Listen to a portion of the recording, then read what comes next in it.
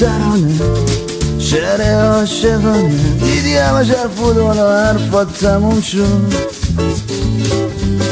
اون همه رنگ بود اون همه آرزو دیدی مثل یه خواب چه زود تموم شد. گفتی با تو بودم یعنی زنده موندم، حالا میگی عمرم حروم شد. دلم چون خون شد پیر شدم صبرم تموم شد. سایه های تری روی باغ امیدی جغد شوم جداییه که میخونه. تو کویر غرورت بگو غیر تنهایی آخر این قصه واسه تو کی میمونه. بعد هر بهاری نوبت خزونه، بهار عشق ما چه زود تموم شد، نوبت فصل خزون شد.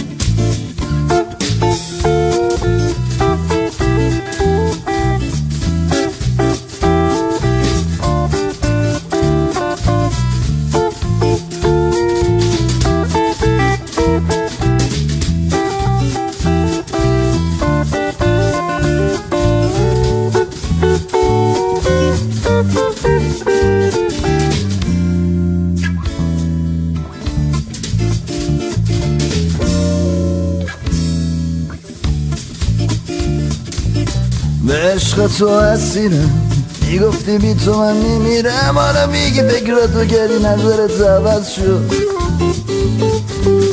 تعبیر مهربونی عشق آسمونی چه زود و چه ساده اسمش عوض شد.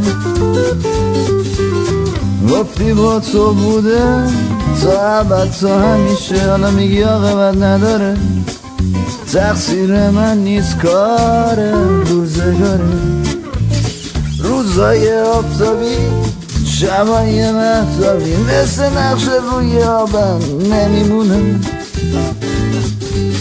مناری های مست گرفتار قفس اگه باشه میگه آوازی نمیخونه. حالا میخوای جداشی تو آسمون رهاشی، دلم مال تو روحم مال تو هر جای دنیا که باشی.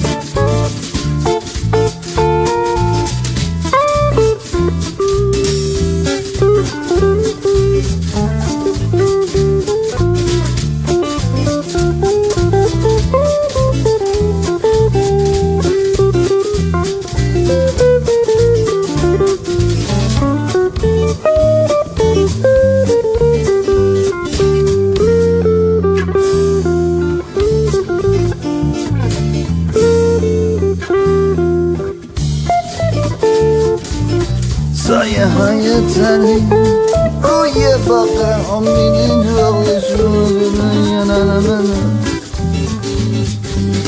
تو کویر غروبه ببلیدمتون تنهی دبیدم ببم بیرنمی به منم من داری نوبت خزونه. بهار عشق چه زود تموم شد، نوبت من زمینی من